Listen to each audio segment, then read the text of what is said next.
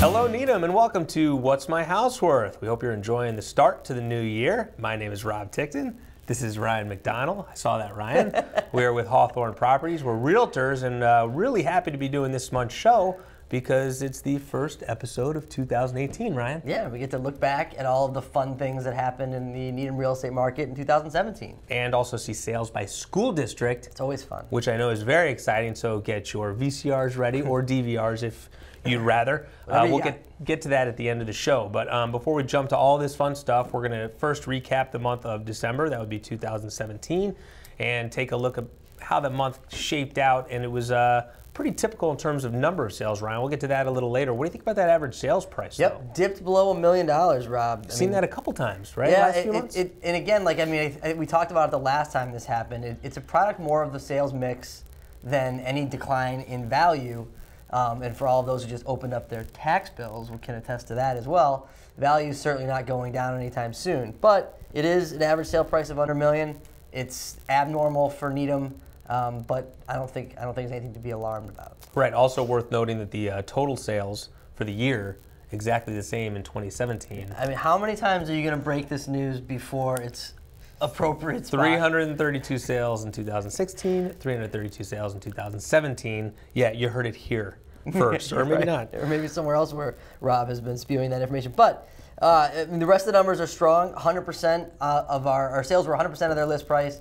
96.5 of their average list. That number we'd like to see a little bit higher.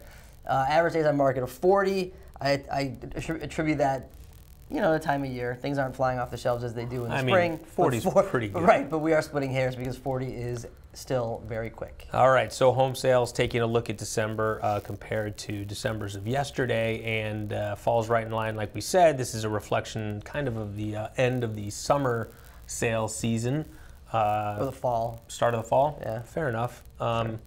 And so 20 seems to be the norm in this neighborhood. Anything over here, Ryan, before we jump into? It's all very much expected and predictable. All right. What isn't predictable is the next graph, which is the average sales price for the month of December over the last 6 years. And I feel like, months prior, you see this as a gradual climb, but this one seems to be kind of going up and down a little bit. Yeah, and I mean, looking into that a little bit, I mean, I think it's just like we were talking about with this month's average sale price. I mean, it's mixed. When you don't have 52 sales like we have in some like the high peak months, when you're down in 22 sales, your average price is going to be a lot more susceptible to fluctuations because you just don't have as many establishing the norm. Yeah. So when you look back month over month, it's, in those 20 sales, if you've got a different mix, unless you're seeing overall pricing trends going one way or the other, which we're not seeing, I think you take that graph and you say this has to do with mix. Yeah, I think this is something we saw coming a few months ago when we were looking at the houses at that time that were under agreement and contingent.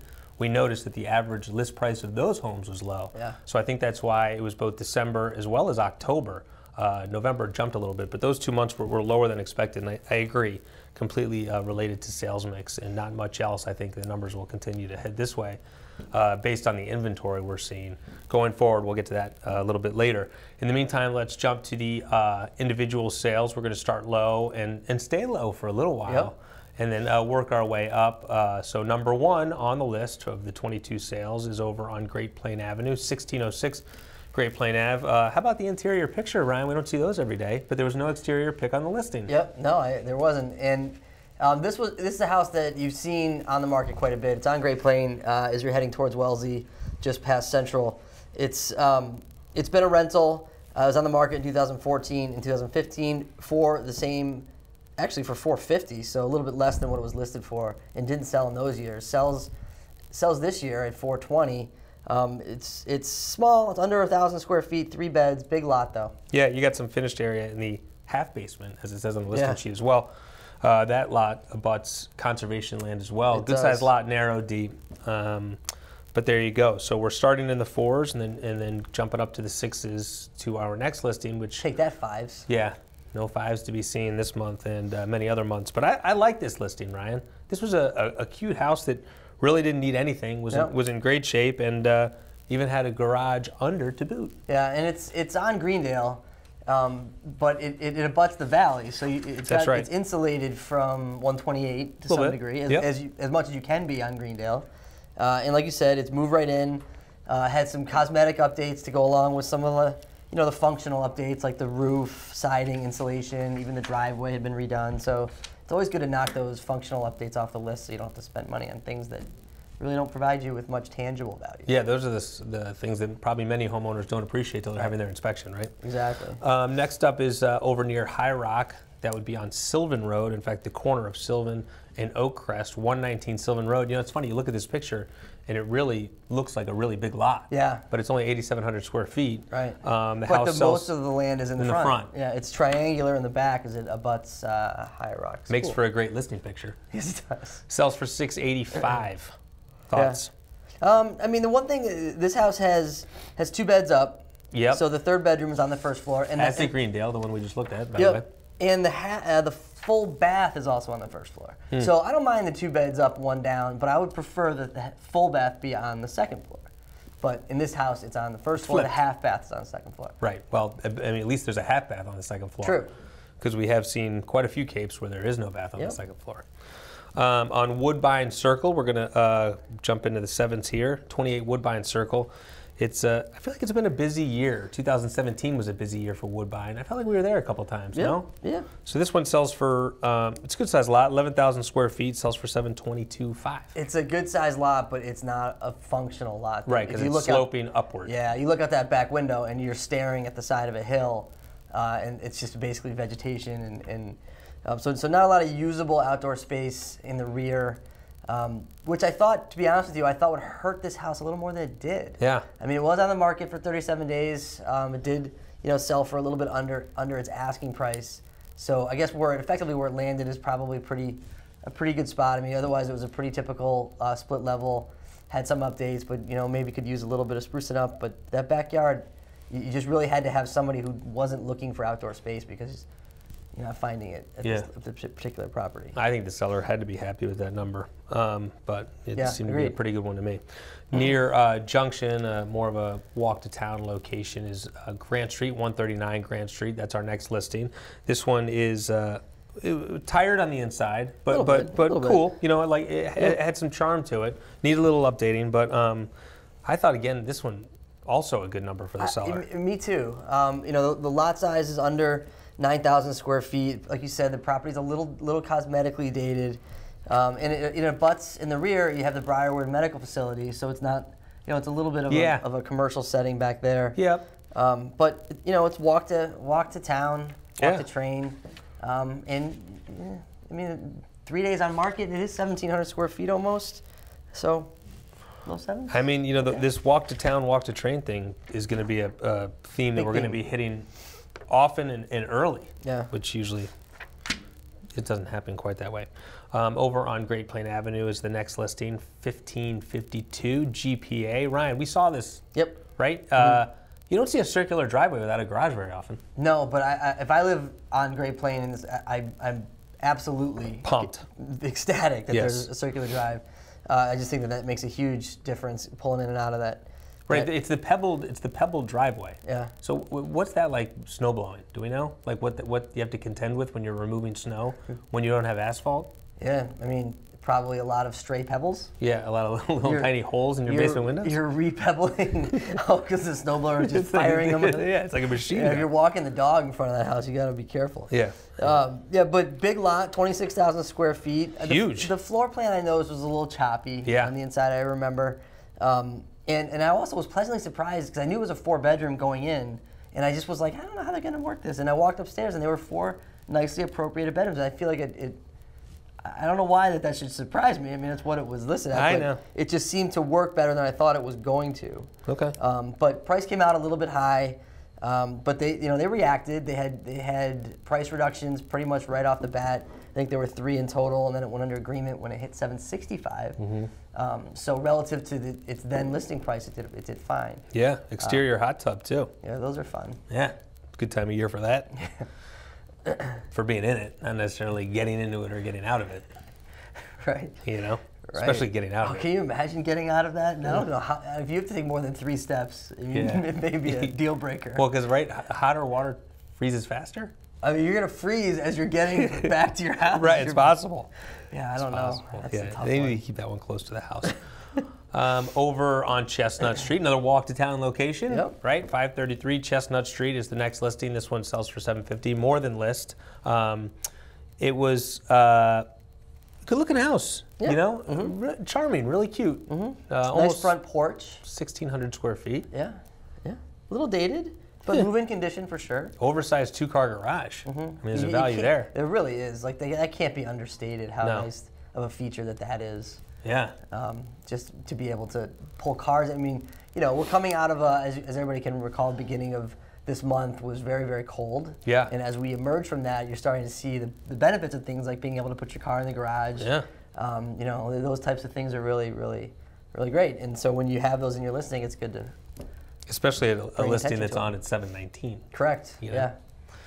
Yeah. Okay, over to Howland Street is a house, Ryan, that you and I actually visited a couple years ago. Yeah, 2015. 15, yeah. Yeah, it was on the market, sold for $715,000 back in 2015, and here we are with a 2017 sale, and it's $45,000 more. There you go. Okay. Yep, consistent. You know. Yeah. So you walk out lower level, house is move-in condition. I don't think that these owners did much to it. No. Other than live in it and leave. Yep. But there you go, another walk to town. It's right on the train, but not a super easy walk to train. Yeah. Right, you got to like walk away from Junction and then kind of head back to it. Right, it's off, for those who don't know, this is a street that's off of Pleasant, which Yep. is off of Dedham Avenue. So yeah, it's definitely So if in you're town. cutting through yards, you can get to Junction pretty easily. Right. So kids can get to the train easier than adults, Right. basically. You put a trampoline like Ferris Bueller, Right.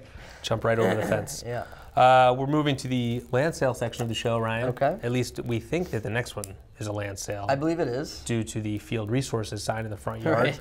The listing is 30 School Street and a high visibility location. A lot of people probably recognize this one, wondering exactly what was going to happen when it went on the market because it's a big lot. It is. Although it is a corner lot, which restricts a little bit what you can do. But when Yeah, you're at up this around size, 15,000 yeah. square feet, you don't have to worry about that. But It's a busy little spot, though. yeah, It is but a it's corner of School Street and Warren. It is, but if it's a family moving in here that is used to living in the city and they want to be in a suburb but have a little bit of a city feel, you Right. can overcome that. Okay. Right? It's walk to everything. It's what's interesting is when you do a side by side between this one and the next one, and I don't want to get ahead of ourselves. Okay. Right? But this one is, so we're assuming, is it 100% land sale? I mean, you never know what you don't. I mean, it could be a renovation. Yeah, it could be. So by land sale, we're implying a tear down and rebuild, but it could be. I mean, this is a house that has renovation possibilities to it. Although it is plunked right in the middle of that lot, so like that's, not taking advantage of. It's not a bad looking house, though. 15,000 square feet. It's not a bad looking house. It isn't. It isn't. So there could be some expansion to it, but like I said, when you're center of that house, right smack in the middle of the lot, it doesn't lend itself too well for expansion because then you're just really eating into the back and side yards. Well, why don't we start making assumptions since we love to do that on the show? Yeah, because nobody will hold us to it. Right.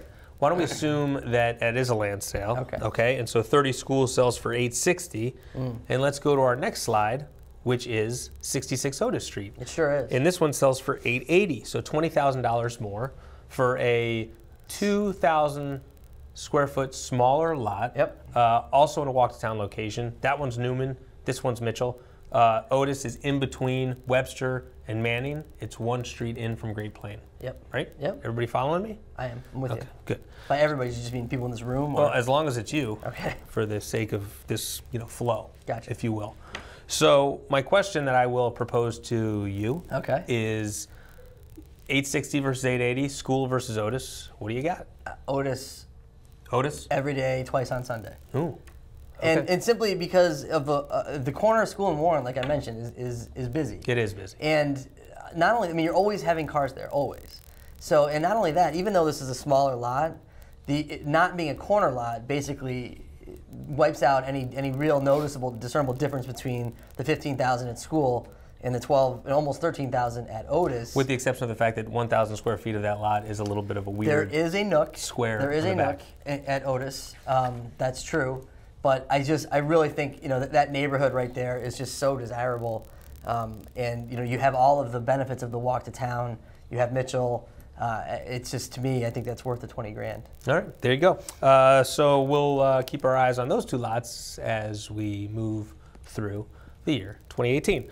Next listing is not a land sale. It's a great house. It's on one of the ladder streets in the ladder district, if you will, 52 Wilshire Park. And this is a great, I guess, entry level. I mean, if $890,000 is an entry level house, but it's got 3 beds. Although this house does have a guest, quote unquote, bedroom in the basement. You can't call a bedroom, but it has good space in the basement in the sense that it has a bedroom and a bath. So it's perfect for in-laws or nanny or whatever you want to do, and then the rest of it is you can just unpack in your home. Yeah. So the interesting thing about this, just from how the sale was transacted, is this was a listing that we had in our office. That's correct. The listing agent had an offer in hand basically at the broker tour on Thursday. Right. And it was strong, and it was one of those offers that was saying, you better take this or I'm pulling it by noon. Before the first weekend of it being on the market. And so there's always that what do you do? Do you just let this property go through the weekend and see how many people can be have a shot at it, or do you advise your client to take this really good offer in hand? And in this case, they decided to say to the person who made the offer through their agent, we're going to see what happens over the weekend, and lo and behold, with the idea being if this person really wants it today, they're still going to want it on Monday. Right.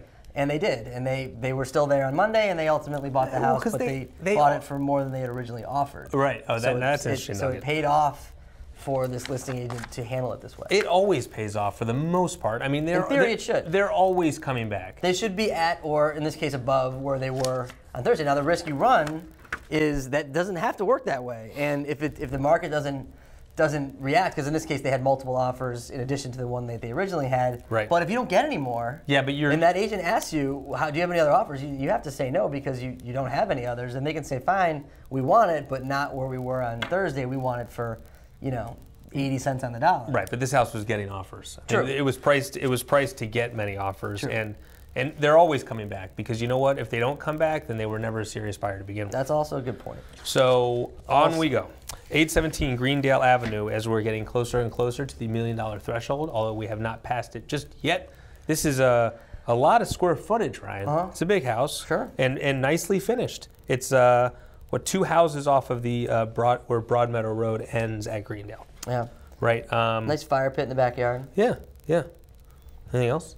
Anything else you want to touch on with this one? 2-car garage? Only if we're going to talk about square footage, but if we're not, then no. Okay, let's talk more about square footage. It's just, it's the classic referencing public record, but including the lower level.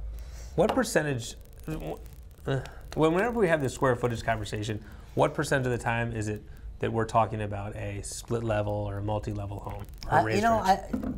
Probably high, just because of the nature of those, the way that these houses are captured in public record, because for those that don't know, that lower level in a split is usually at or almost above grade, but it's never included in public record because it's technically a basement if it's not fully above grade. So the tendency is to include it, but I don't mind including it, as we've stated in the past. As long as it's noted. Document it as such. Don't call it public record if it's not. Very good. Next listing, 35 Audrey Avenue. Hopefully this doesn't lead to the same conversation. It is, the first house above now, the $1 million threshold. And this is a quote-unquote fabulous, according to the listing agent, fabulous Broadmeadow location. Do you agree this is a fabulous location? It's certainly an underrated Broadmeadow location. Really? I like it up there. Yeah, I do too. I don't even know if it's underrated. I think it is. Yeah, no, it's certainly a good spot, no question. Yeah. These, this house is moving condition. It's been updated, but not super recently, because you can see there the great room was added in '97. There was also another addition to the house in 2003. So it certainly has basically all the makings of a really nice home. You can go in there and do some light cosmetics, and there you go. All right. Over closer to town is the next listing, and it's 743, Webster Street. And Ryan, when we saw this house, I thought when we saw it on the broker tour that it was going to be going under agreement a little more quickly than it did. Okay. I didn't think there would be a price reduction, but there was. It was originally listed at 1,125, then got reduced to 1,1. You didn't have any urge to secede from the union? How do you mean? Oh, the fostering of independence. Yeah, maybe I just misread that. Yes. Right, correct. Sorry. I lost it even though I was the one who wrote that in there. I like the living room and the dining room the best at this house. They were very elegant, coffered ceilings, nice woodwork, some built-ins. But those are probably the two least used rooms in the house, unfortunately. But yeah. No, but I hear you. Like I walked out of there with a positive vibe. Yeah, same. I thought it was a good buy for the buyer. Next up is 9 Ridgeway Avenue, and this is well described in the listing sheet as it's Needham's best price new construction, and that may or may not be true. It's certainly Needham's lowest price new construction, right? It's a good price for new construction. I mean, you don't see that number. It's a little bit of a tricky location in terms of the small lot. The lot is small, 7,500 square feet, and the way it's turned, and it's basically on a corner. It's on the corner of Evans and Ridgeway. Ridgeway, right? Yeah. So probably not a lot of yard space here. But no, not a lot of outdoor space. But for somebody who really wants new, and their budget is a little bit restricted. Yep. Right? Yeah. It kind of reminds me a little bit of the sale that was on Birds Hill a year or so ago. Yeah, you like that more than I did. Yeah, but it had that same felt like a townhouse. It's a townhouse without the other unit or units attached to it. Right. So that's what we call a house. Right. Okay, next listing, 57 Parkinson Street. Yeah. Here we go. Well, this is interesting. Why don't you tell us why this is your deal of the month for the buyer? Well, I'm glad you asked. Okay.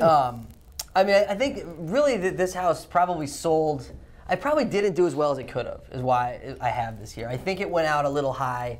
The neighborhood gossip was that this homeowner was really looking at 351 Manning, which went on the market in April 2017 at 1399. Or I'm sorry, 1339, sold for 139. Yeah. And so this house on Parkinson was comparing itself to that, and objectively, I would put Manning ahead of it. Oh yeah. And I think the seller didn't, and the seller priced off of Manning, and then the market sort of supported, I think, where you and I are, that Manning got what it got, but you're not quite where Manning was, and so then the days went by a little bit, and they brought the price down and ultimately went under. But I think if they would have gone out at 1199, which is where I believe it was it priced there?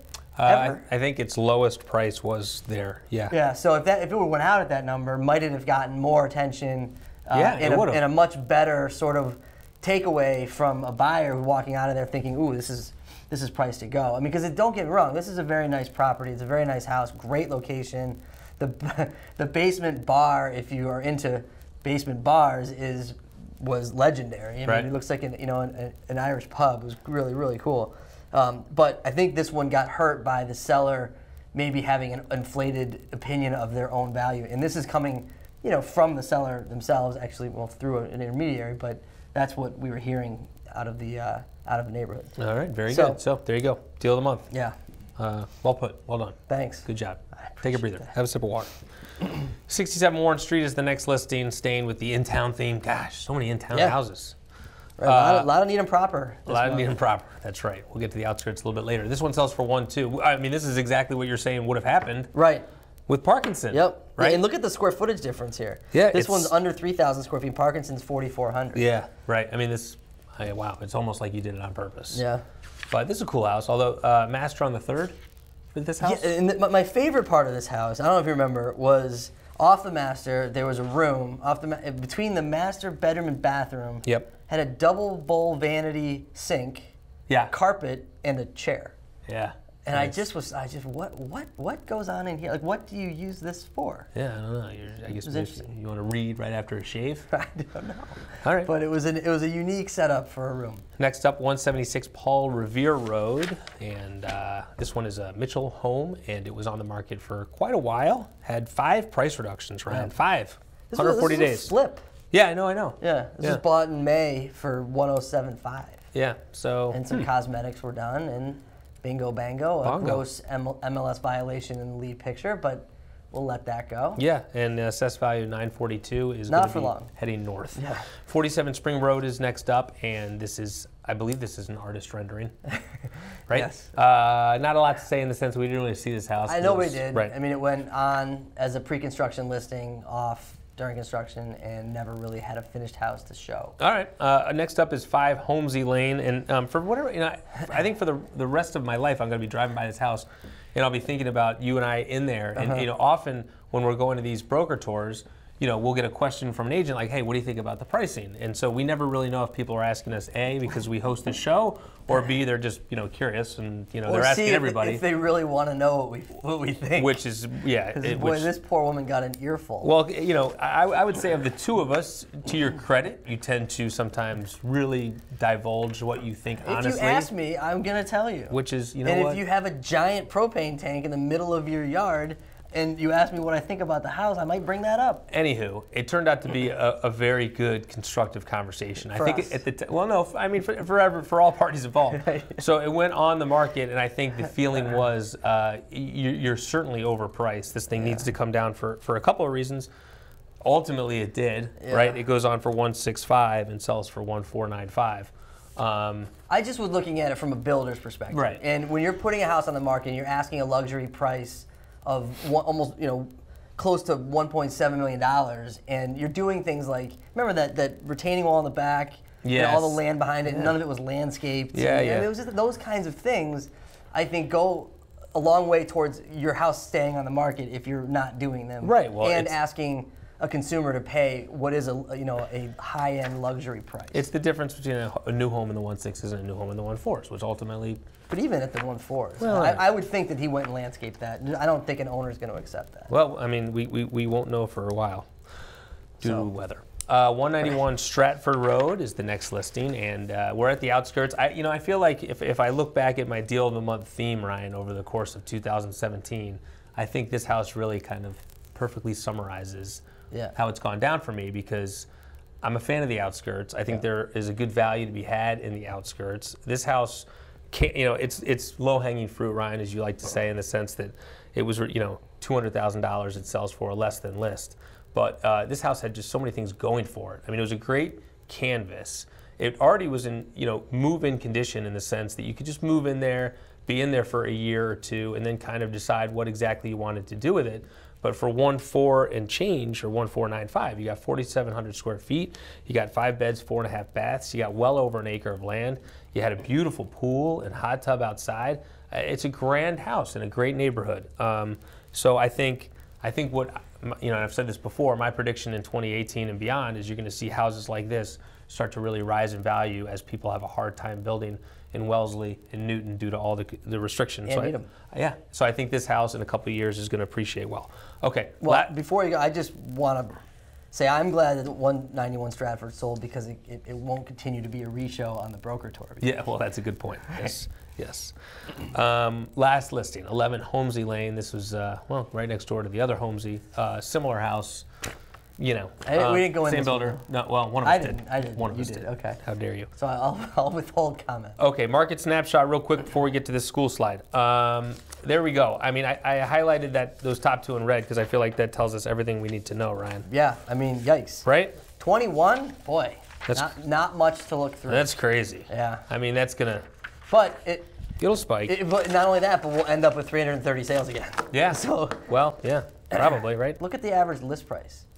1.625. Yeah. Granted, similar to last year, but yikes. Yeah, right. But that's a great sign it's similar to last year. Yeah. Okay, real quick, or as long as we can spend on this next slide, we'll also be posting this on our website. Yep, and we'll have it out on Twitter. Okay, perfect. So there you have it. So there's your breakdown. That's over the course of 2017. I'll jump on one big number, and you can jump on one big number, okay? And then you can pick your favorite. To me, the biggest surprise would be the sales price for Mitchell, because Mitchell is known for having kind of the smaller homes, definitely known for having the high per square foot. But 1156, to see that as the biggest of all the school districts, surpassing Newman and Hillside over the last few years, that was the biggest surprise to me. Real quick, real quick, just looking at 4 of the 5 districts, the average sale price is over $1 million. That is the first. Last year, for example, 2 of the 5 were over $1 million in average sale price. All right. So that's a big number. Good stuff. Okay, that'll do it for the episode. Ryan, real quick, if anybody wants to reach out to us, how would they do that? You can call us anytime, 781-707-6564. Yep. Email us, rob.ryan@hawthornrv.com. Like I said, this slide and other little tidbits always on social media. Follow us at Hawthorn_WMHW. First episode, 2018 in the books, Ryan. That'll do it. Well done. We'll see you again. really soon.